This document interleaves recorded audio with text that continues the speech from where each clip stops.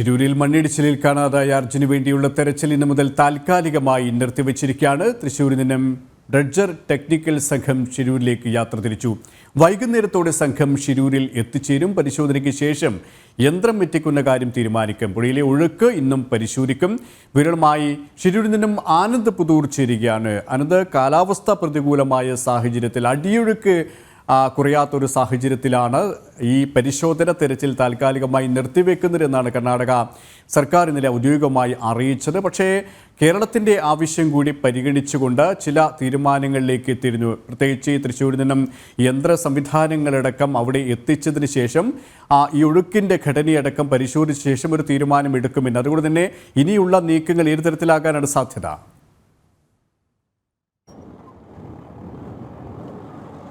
KP, ഞാനിപ്പോൾ നിൽക്കുന്നത് ഈ ഷിരൂരിലെ ഈ മണ്ണിടിഞ്ഞ ഈ സ്ഥലത്താണ്. അതേ സ്ഥലത്താണ് ദൃശ്യങ്ങളിൽ നിന്ന് നമുക്ക് കാണുന്ന പോലെ തന്നെ ഈ സ്ഥലത്തായിരുന്നു ലക്ഷ്മണന്റെ ചായക്കട. ഇതിന് ഈ പരിസരത്ത് എവിടെയോ ആയിരുന്നു അർജുന്റെ ലോറി ചെയ്തിരുന്നത്. എന്തായാലും ഈ ദൃശ്യങ്ങളിൽ നിന്ന് കാണുന്ന പോലെ തന്നെ ഇവിടെ ഇപ്പോഴും ഈ കാലാവസ്ഥ മേഘാവൃതം തന്നെയാണ്. മാത്രമല്ല ഈ നമുക്ക് കാണാം ഈ വെള്ളം ഇപ്പോഴും മലയ്ക്ക് മുകളിൽ നിന്ന് ഒഴുകി വരികയാണ്. അതായത് 24 മണിക്കൂറും ഇത്തരത്തിൽ ഈ കുന്നിന് മുകളിൽ നിന്ന് ഒരു ജലധാര താഴോട്ട് ഒഴുകി വരുന്നുണ്ട്.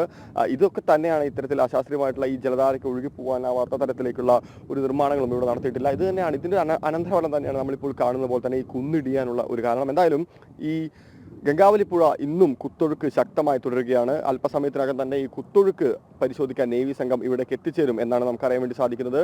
ഇനി അവസാനത്തെ ഒരു മാർഗമെന്ന തരത്തിലാണ് ഇത്തരത്തിൽ തൃശ്ശൂരിൽ നിന്ന് ഡ്രഡ്ജ് മെഷീൻ കൊണ്ടുവരാനുള്ള ഒരു തീരുമാനത്തിലേക്ക് കർണാടക സർക്കാരും കേരള സർക്കാരും എത്തിയത്. പക്ഷേ അപ്പോഴും അവിടെ പ്രധാനപ്പെട്ട ഒരു പ്രശ്നം എന്ന് പറയുന്നത് ഈ ഡ്രഡ്ജിന് 4 നോട്ട്സ് വേഗതയിൽ മാത്രമേ പ്രവർത്തിക്കാനാകൂ എന്നാണ്. കഴിഞ്ഞ ദിവസം അടക്കം ഏതാണ്ട് 6 മുതൽ 6.5 നോട്ട്സ് വരെയാണ് ഇത്തരത്തിൽ ഈ പുഴയുടെ കുത്തൊഴുക്ക് എന്ന് പറയുന്നത്. നമുക്ക് ദൃശ്യങ്ങളിൽ നിന്ന് തന്നെ വ്യക്തമായി കാണാം. ഈ കാണുന്ന മൺകൂനയിലാണ് എവിടെയോ ആണ് അർജുന്റെ ലോറി ഉണ്ടെന്നാണ് നിഗമനം. കഴിഞ്ഞ ദിവസങ്ങളിലെല്ലാം ഈശ്വർ മാൽപ്പെ സംഘവും നേവി സംഘവും എല്ലാം തിരച്ചിൽ നടത്തിയിരുന്നത് നമ്മളിപ്പോൾ ദൃശ്യങ്ങളിൽ നിന്ന് കാണുന്ന ഈ സ്ഥലത്താണ്. എന്തായാലും ഈ പുഴയിലെ കുത്തൊഴുക്ക് കുറയാതെ യാതൊരു തരത്തിലുള്ള രക്ഷാദൗത്യങ്ങൾക്ക് മുന്നോട്ട് കൊണ്ടുപോകാൻ സാധിക്കില്ല എന്ന് തന്നെയാണ് കർണാടക സർക്കാർ കഴിഞ്ഞ ദിവസം അറിയിച്ചത്.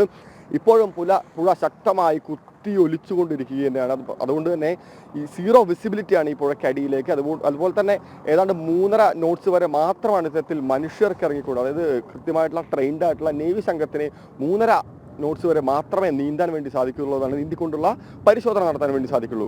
എന്തായാലും ഈ സംഘം ടെക്നിക്കൽ സംഘം ആദ്യഘട്ടത്തിൽ ഈ ഡ്രഡ്ജറിന്റെ ടെക്നിക്കൽ സംഘം ആദ്യഘട്ടത്തിൽ ഇവിടേക്ക് എത്തുകയും ഈ പുഴ പരിശോധിക്കുകയും അതുമായി ബന്ധപ്പെട്ട പരിസരങ്ങൾ പരിശോധിക്കുകയും തുടർന്ന് ഈ ഡ്രഡ്ജർ ഇവിടെ ഉപയോഗിച്ചുകൊണ്ട് ഇത്തരത്തിൽ ഏത് തരത്തിലുള്ള രക്ഷാദൗത്യം സാധിക്കുമോ എന്നുള്ള ഒരു പരിശോധന തന്നെയായിരിക്കും ആദ്യഘട്ടത്തിൽ നടക്കുക. എന്തായാലും അതുമായി ബന്ധപ്പെട്ട സംഘം തൃശ്ശൂരിൽ നിന്ന് രാവിലെ റോഡ് മാർഗത്തിൽ തന്നെ ഒരു യാത്ര തിരിച്ചിട്ടുണ്ട്. ഏതാണ്ട് വൈകുന്നേരത്തോടു കൂടി തന്നെ ഇവിടെ എത്തിച്ചേരും എന്നാണ് നമുക്ക് പ്രതീക്ഷിക്കുന്നത്. അപ്പോഴും ഈ നേരത്തെ പറഞ്ഞ പല പ്രതിസന്ധികളുണ്ട്. പ്രത്യേകിച്ച് ഈ ഡ്രഡ്ജർ എന്ന് പറയുന്നത് ഈ പുഴയിലെയും കായലെയും ഒക്കെ അത്തരത്തിലുള്ള ചെളി നീക്കാനും മറ്റു വസ്തുക്കൾ നീക്കാനും എല്ലാം ഉപയോഗിക്കുന്നതാണ്.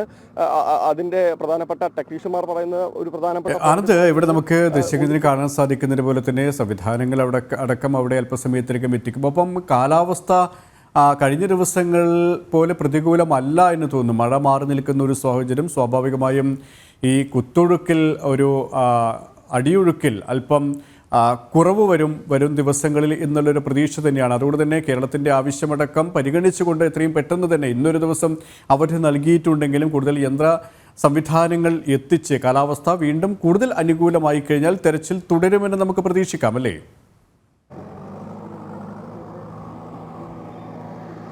KP, ഇതിന്റെ പ്രധാനപ്പെട്ട ഒരു പ്രശ്നം എന്ന് പറയുന്നത് കഴിഞ്ഞ 3 ദിവസമായി കാര്യമായി മഴ ഈ പ്രദേശത്ത് പെയ്യുന്നില്ല. പക്ഷേ ഈ പുഴയുടെ കുത്തൊഴുക്ക് യാതൊരു കാരണവശാലും കുറഞ്ഞിട്ടില്ല എന്ന് തന്നെയാണ്. എന്തായാലും കർണാടക ഔദ്യോഗികമായി അറിയിച്ചത് ഏതാണ്ട് 21 ദിവസം വരെയും ഈ പ്രദേശത്ത് മഴയ്ക്കുള്ള ശക്തമായിട്ടുള്ള സാധ്യതയുണ്ട്. അതുകൊണ്ട് തന്നെ ഏത് സമയത്ത് വേണമെങ്കിലും മഴ പെയ്യാം. പുഴയിലെ കുത്തൊഴുക്ക് കുറയാതെ യാതൊരു കാരണവശാലും പുഴയിലേക്ക് ഇറങ്ങിക്കൊണ്ടുള്ള ഒരു പരിശോധന സാധ്യമല്ല എന്ന് തന്നെയാണ് പറയുന്നത്. എന്തായാലും ഈ ഡ്രഡ്ജർ കൊണ്ടുവന്നാലും പരമാവധി ഞാൻ നേരത്തെ സൂചിപ്പിച്ച പോലെ തന്നെ 4 നോട്ട്സ് വേഗതയിൽ കുത്തൊഴുക്കുന്ന സമയത്ത് മാത്രമേ നമുക്ക് ഇവിടെ ഉപയോഗിക്കാൻ വേണ്ടി സാധിക്കുന്നുള്ളൂ. പക്ഷേ ഈ പുഴയിലെ കുത്തൊഴുക്ക് എന്ന് പറയുന്നത് നിലവിൽ, അതായത് കഴിഞ്ഞ ദിവസത്തെ കണക്കുകൾ പരിശോധിക്കുകയാണെങ്കിൽ ഏതാണ്ട് 6.5 മുതൽ 7.5 നോട്ട്സ് വരെയാണ് ഈ പുഴയിലെ കുത്തൊഴുക്ക് എന്ന് പറയുന്നത്. അതുകൊണ്ട് തന്നെ ഈ മെഷീനറി ആദ്യഘട്ടത്തിൽ മെഷീനറി കൊണ്ടുവരാതെ അതിന്റെ ടെക്നിക്കൽ സംഘത്തിനെ ഇവിടേക്ക് വരുത്തിക്കൊണ്ട് അത്തരത്തിലുള്ള പരിശോധന ഈ മെഷീൻ ഇവിടെ ഉപയോഗിക്കാൻ വേണ്ടി സാധിക്കുമോ എന്നുള്ള കാര്യങ്ങൾ ഒരു പരിശോധന തന്നെയായിരിക്കും നടക്കുക. ഇത് വൈകുന്നേരത്തോടു കൂടി തന്നെ സംഘം ഈ ഷിരൂരിൽ എത്തിച്ചേരും. തുടർന്ന് നാളെ രാവിലെ തന്നെയായിരിക്കും ഇത് പരിശോധന നടക്കുന്നത്. എന്തായാലും ഈ നേവി സംഘം അല്പസമയത്തകം ഇവിടേക്ക് എത്തിച്ചേരും എന്നാണ് നമുക്ക് അറിയാൻ വേണ്ടി സാധിച്ചിട്ടുള്ളത്. തുടർന്ന് ഈ പുഴയിലെ ഒഴുക്ക് വീണ്ടും ഇന്നത്തെ പുഴയുടെ ഗതി ഇന്ന് വീണ്ടും പരിശോധിക്കും.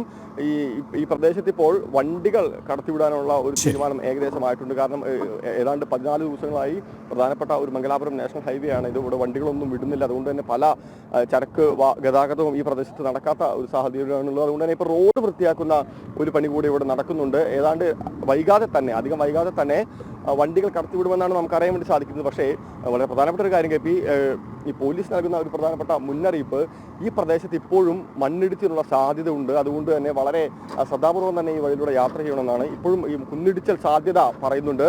അപ്പോൾ ഏറ്റവും അപകടകരമായിട്ടുള്ള ഒരു സ്ഥലത്ത് തന്നെയാണ് ഒരുപക്ഷെ നമ്മളടക്കം ഇപ്പോൾ നിൽക്കുന്നത്. ഇവിടുത്തെ മാധ്യമപ്രവർത്തകരും ഇവിടെ ജോലി ചെയ്യുന്നവരും ഇവിടുത്തെ മറ്റ് സൈനിക ഉദ്യോഗസ്ഥരും എല്ലാം ഇപ്പോഴും നിൽക്കുന്നത് ഏറ്റവും അപകടം പിടിച്ച ഒരു സ്ഥലത്ത് തന്നെയാണെന്നാണ് KP യാഥാർത്ഥ്യം.